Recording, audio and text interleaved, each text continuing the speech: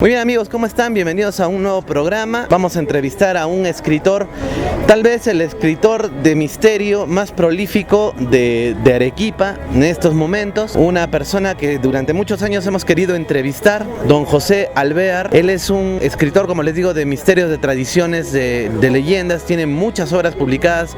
Él viene desde hace mucho tiempo publicando, vendiendo directamente en los buses, en la calle, alcanzando su arte, alegrándonos un poco la vida y por qué no, dándole mucha más vida a las leyendas, a los misterios de Arequipa. Así que vamos a hablar con él.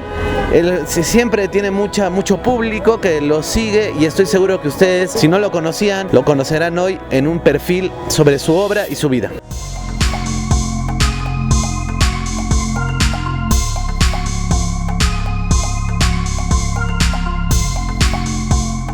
¿De cómo empieza a escribir? ¿Cuántos libros tiene? ¿Desde qué año más o menos? Esto aparece pues cuando yo estaba estudiando la primaria en el colegio Jorge Polar, en un colegio fiscal de aquí cerca a la Bomba. Así le llamábamos en esa época a la compañía de bomberos La Bomba.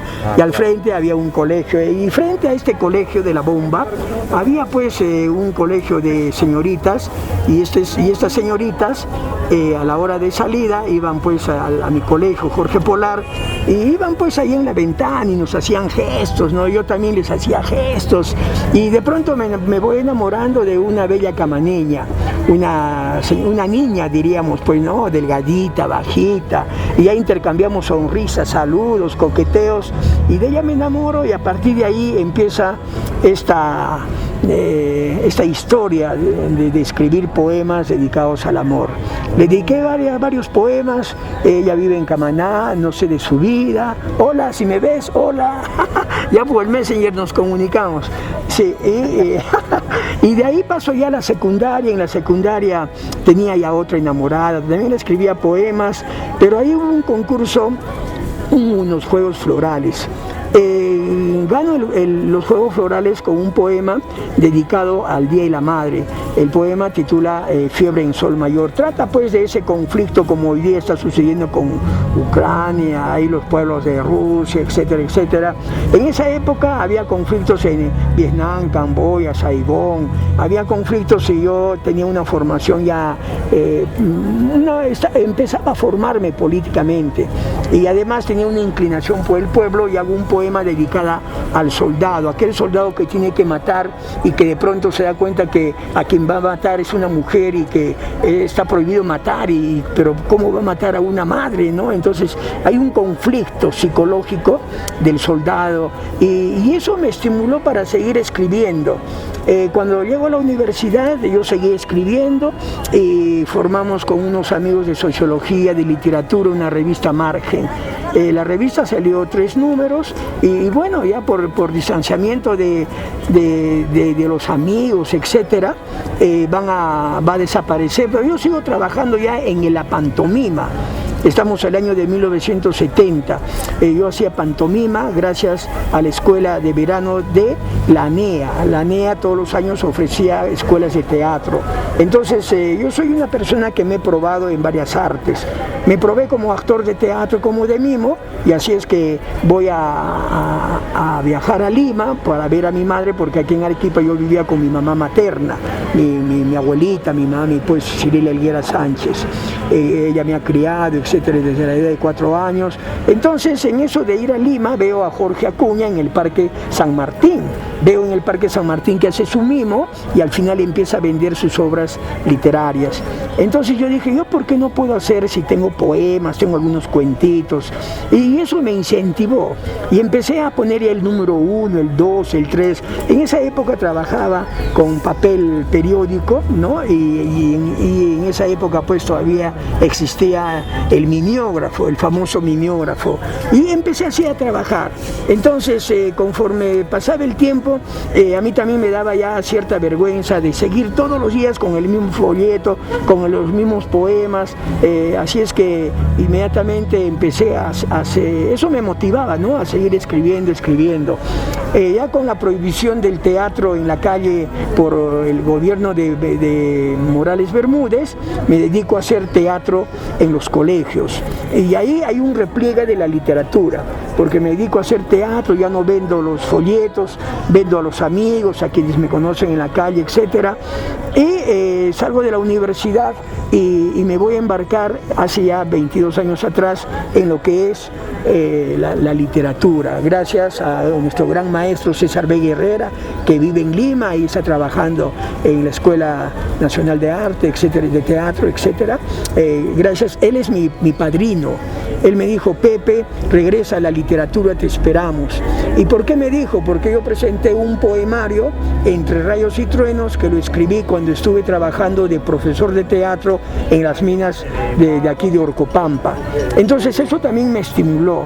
Y cuando regreso a la literatura, ya regreso para trabajar en la literatura, para escribir, y empezamos a sacar los folletos, luego sacamos a Sol, y cuando ya estoy en internet me doy cuenta que en internet todos tienen libros. Yo no tengo libro, así es que dije: oh, ¿qué hago? Y de pronto, como arte de magia, alguien me envía, una señorita me envía mis tomos, que eran 30 de los pequeños. Ah, caramba, yo tengo pues los libros, ¿dónde están? Así es que empecé a buscar en las cajas y encontré mi colección. Ah, eso me salvó, y dije: no, a partir de ahora voy a sacar libros, pero ya en formato A4. Entonces empieza ya a aparecer esta colección y nace pues ya el libro número 1, número 2, número 3, ya son 22 años, y la verdad que ya estamos en el libro número 41.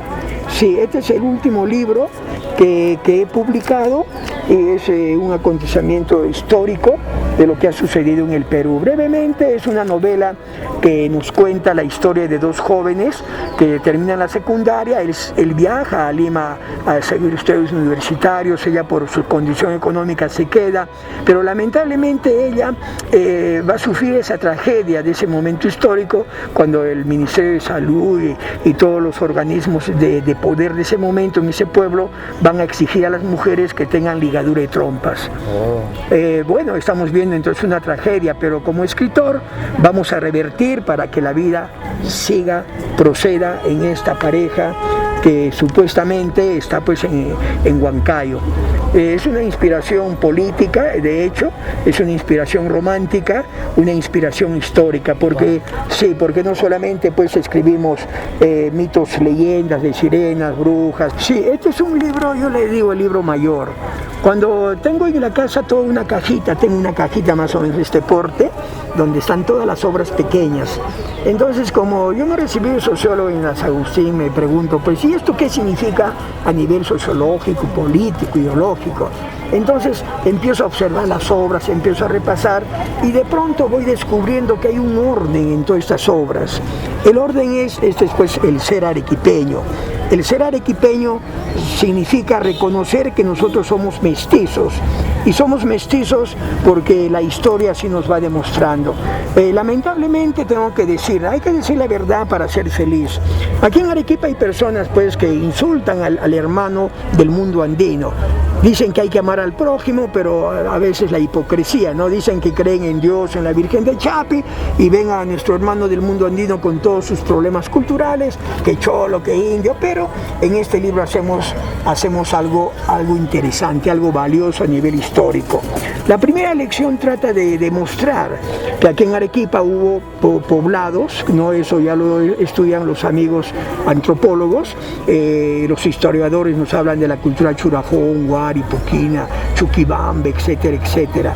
Estos grupos étnicos han sido invadidos por los aymaras.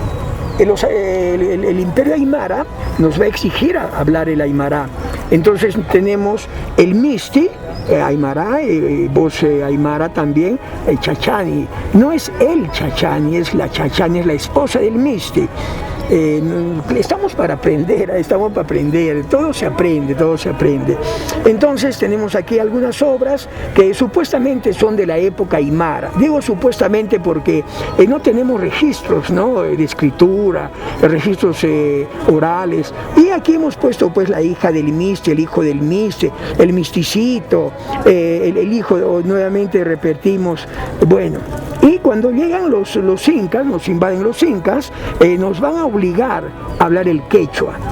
Y Sí, ahí tenemos hoy día pues lo que es Quequeña, Polobaya, Poc, Chuchumayo, tenemos lo que es Yuraj, lo que es Tiabaya, Caima, etcétera, etcétera. Y mitos y leyendas ya conocemos por el colegio, ¿no?, de los profesores, mitos, leyendas de la época del incanato. Ahora llegamos a la época de los españoles. Los españoles nos invaden y nos exigen a aprender el castellano. Y aquí en Arequipa hay un sector agrario que habla mal el castellano y le decimos los loncos, que tienen un lenguaje muy gracioso, tienen un lenguaje muy propio del campo, etcétera, etcétera. Bueno, pero los españoles llegan a Arequipa, pero se dan cuenta de que la población solo tiene miedo al sol, a la luna, tiene miedo a la sequía, etcétera, etcétera. Entonces ellos nos van a traer un sistema de dominación. ¿A través de qué obras? Nos traen sirenas, brujas, curas sin cabezas, féritos, lagos encantados, y todas estas obras, si nosotros empezamos a analizar, en la mirada de un hombre andino, en sus ojos, nos va a dar la expresión de que esto existe. Para ellos esto no son mitos, leyendas, existe una ciudad subterránea en el lago del Titicaca, existe el cura sin cabeza, existe la sirena, y todo eso tiene un trasfondo político e ideológico de dominación, de causar miedo, terror. Es como ahora. Viene pues el COVID, uy, maldita sea, yo soy gordo, ya me muero, tengo la diabetes, ya me muero, no uso el barbijo, ya me muero, no me lavo las manos con alcohol, que ya me muero. Entonces hay un sistema de terror, y eso alimenta en nosotros, no nos alimenta, nos va a debilitar las defensas, y mucha gente se muere solamente con la idea, y no nos olvidemos que la idea en la imaginación causa muerte. Bueno, este es el sistema, pero a este sistema de opresión ideológica le tenemos que agregar otro elemento, el alcohol y la coca. Entonces, de una población que éramos de 12.000, 11.000 pobladores, nos reducimos pues a 3, 4. Solamente, no. Bueno, es que también debemos de pensar y ser conscientes que los de Europa vienen pues con una práctica historia de guerras, de enfrentamientos pues que se daban en Europa. Pues aquí en Arequipa, aquí en el Perú recién estábamos con, hay estudios de enfrentamientos entre los diferentes incas, pero son enfrentamientos pequeños, ¿no? Bueno, cuando se van los españoles, vamos a tener aquí en Arequipa la presencia de ingleses, franceses, italianos, judíos, turcos, árabes, y esta es justamente la calle de los mercaderes. Claro, aquí pues vamos a encontrar turcos, vamos a encontrar judíos, etcétera. ¿Y dónde vivían? Vivían pues en la calle, en la avenida Jorge Chávez, en la avenida El Parra, en la avenida Ejército, y ahí vamos a encontrar casas de esa época, casas europeas. Entonces, cuando nosotros hablamos de Arequipa, estamos orgullosos de ser Arequipa porque tenemos una riqueza cultural muy grande. Bueno, solamente estamos hablando de esto porque tengo otros libros donde toco otros temas de Arequipa. Entonces, se van los españoles, ¿por qué? Porque Mariano Melgar, sabemos que Simón Bolívar y don José San Martín eran pues masones. Ellos tuvieron una formación política de los masones a través de un tal Miranda que era venezolano. Y ellos tenían la directiva del imperio inglés, de hacer la independencia en la América en contra del imperio español, que ya también entraba en crisis, ¿no? Entonces, ¿qué es lo que va a suceder? Sucede pues de que Inglaterra tiene pues sus corsarios, sus piratas, y hunden al imperio español. A partir de ahí la historia ya cambia en Arequipa, en el Perú, en América Latina. Ahora termino con Mariano Melgar. Él debería estar en la Plaza Mayor, y no el Tuturutu. Pero yo me pregunto, ¿y por qué está el Tuturutu? Porque le conviene a la derecha que esté el Tuturutu, pero ¿qué enseña el Tuturutu? El Tuturutu debía estar en este parque 15 de agosto. Melgar debía estar en nuestra Plaza Mayor, aunque tiene una arquitectura colonial española, pero preferíamos en la Plaza Mayor, nuestro gran prócer, etc. Aunque tenga formación política de la época, etc. Pero él aprendió, pues, nos da una gran lección la familia. Él aprendió a leer antes de los 4 años. Mariano Melgar amó a una mujer. Las damas de Arequipa deberían de exigir al hombre un juramento de amor a los pies de nuestro gran Mariano Melgar, que lo tenemos aquí frente a lo que antes era el ferrocarril de etcétera. Y no estar poniendo candaditos de amor pues ahí en el puente y Fierro, ¿no? Bueno, en fin. Y ahora hay algo interesante, ¿no? Melgar nos da la pauta de que nosotros los arequipeños deberíamos de tener formación política, deberíamos, por ejemplo, de conocer el programa político de los anarquistas, diferenciar el programa político, por ejemplo, del partido aprista. Tener el programa político, bueno, de lo que fue el partido mal llamado comunista, ruso, chino. ¿Y cuál es el programa político económico de Sendero Luminoso? Entonces, si nosotros tuviéramos, así como Melgar, una formación política, no nos engañaríamos, pues, eligiendo alcaldes. Ay, qué alcaldes, pues, ¿no? Que se dedican a robar, a hacer pistas de 2 centímetros. Han hecho hace poco una zanja, ¿no? Y lo han vuelto a tapar y no han puesto tubos, nada. En fin, esa es la ventaja de leer. Aquí vienen amigos, amigas que compran, porque yo vengo trabajando ya 22 años. Entonces estamos, como digo, en internet. Usted ha vendido en todo lado, ¿no? Usted ha vendido en las combis, en la calle, en centros educativos. Sí, por todo lado ha vendido usted, ¿no? Es bien conocido, sí, ¿no? ¿Cuántos libros habrá vendido en su vida? Cuando hemos publicado en folleto de 20 centavos, sí, más o menos 1.200.000. Wow. Sí, esa es la cantidad aproximada, porque yo publicaba 1.000. Y si son 30, son cerca de 45 folletos a 1.000. Y ahora hay que aumentar a eso la repetición de muchos cuentos. Por ejemplo, El Diablo de la Catedral, pues cuando aparece no solo se vendió 1.000, se vendió más de 5.000. ¿Por qué? Porque las personas quieren saber el misterio de por qué hay un diablo en la catedral. Si es la casa de Dios, ¿qué hace ese diablo, no? Ahí está toda la historia. Claro. Todos quieren saber sobre Mónica la Condenada. Sí. Todos quieren saber quién es María la Marimacha. Entonces tenemos una cultura aquí en Arequipa, le guste o no le guste, amigo, aquí en Arequipa hablamos de sirenas, brujas, curas sin cabezas, féritos, lagos encantados. Esa es una primera etapa, diríamos, de mi trabajo, porque ahora ya no estoy en la combi por mi deficiencia física que tengo de mi fémur, etcétera, etcétera. Estoy aquí en la calle Mercaderes. Estamos trabajando con lluvia, sin lluvia, pero seguimos sembrando lectores. En esta coyuntura tengo un libro que pronto va a publicarse, se llama Cuentos sobre Ruedas. Estoy aquí sentadito, entonces vienen personas y me van contando sus estados psicológicos, y eso lo estoy escribiendo. Yo subo al taxi todos los días, pero aquí me gano la vida para pagar el taxi, para tomarme un poquito de café cuando pasa, etcétera, etcétera. Entonces me cuenta el taxista pues sus preocupaciones económicas, románticas, sus preocupaciones que tiene con la querida, con el auto. Aquí vienen personas también con sus problemas, ¿no? Me piden una serie me hacen una serie de preguntas, pero son sus interrogaciones de la vida. Entonces pronto vamos a publicar un libro, Cuentos sobre Ruedas. ¿Por qué? Porque aquí tengo la posibilidad de conversar. Cuando estaba en el carro subía y hablaba, ¿no? Hablaba rápido y empezaba a vender y bajaba y me iba. Y en el carro había una ventaja.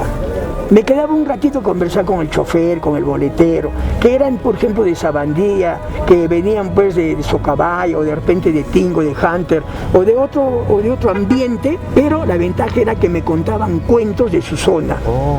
Y ellos me decían, ¿y qué es de Mónica? Mónica, ¿quién es de Mónica? Había quien, Mónica, pues Guido Díaz Rivera, era la época de 1960.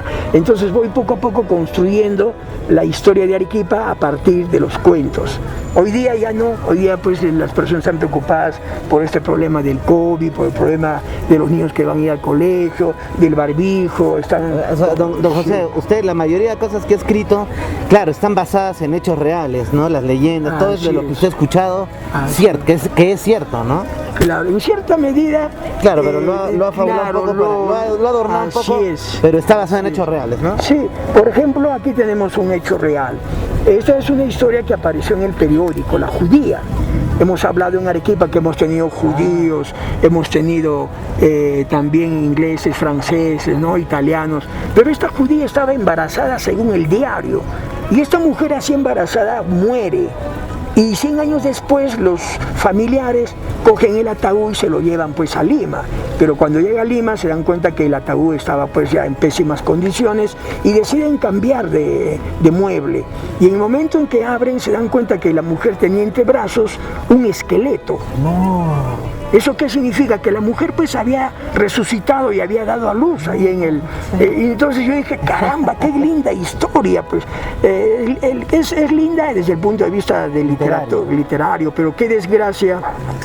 En este caso ser mujer, estar embarazada y de pronto despierta y sentirse, ¿no?, como mujer dentro de un ataúd, embarazada y dar a luz en el ataúd, o sea, toda una tragedia. Entonces esto me conmovió y dije, y ahora tengo un reto, tengo que escribir esto, tengo que llevarlo a la literatura, a ver cómo voy a escribir. Entonces me invento pues 2 árboles que están conversando ahí en el bosque. Un árbol al otro le dice, cuando yo llegue a la ciudad voy a ser ropero, yo quiero ser lápiz, quiero ser pupitre, quiero ser ¿no? Una puerta. Entonces cada quien quería hacer pues algo, pero siempre de madera. Y a uno de ellos le cae pues, entre comillas, la buena o la mala suerte de ser ataúd. Entonces el ataúd es el personaje que nos va contando, ¿no?, todo lo que va a suceder ahí en el ataúd. Y así como este hecho, tengo otras obras que he tenido pues que recrear de tal manera de que pueda lograr atrapar al lector y el lector también conozca lo que es Arequipa. Por ejemplo, acá tengo como tapa de mis libros solamente por este momento, La serpiente de la catedral. Un día me encuentro con un amigo por aquí, por San Juan de Dios, hoy Álvarez Tomás, y me dice, Pepe, ¿has escrito algo sobre la serpiente? Un ratito, vamos por partes. ¿Es la serpiente o el diablo en la catedral? ¿Cuál de los dos me estás hablando? No, la serpiente pues la que está frente al reloj. ¿Qué frente al reloj? No puede ser, aquí hay una serpiente. Sí, ahí en la vereda. ¿En la vereda? Vamos pues, estamos a 2 cuadras, porque vamos, y empezamos a caminar, pero justo pasando por la iglesia de la compañía, ahí había una huelga de hambre, me parece que era del Ministerio de Transportes.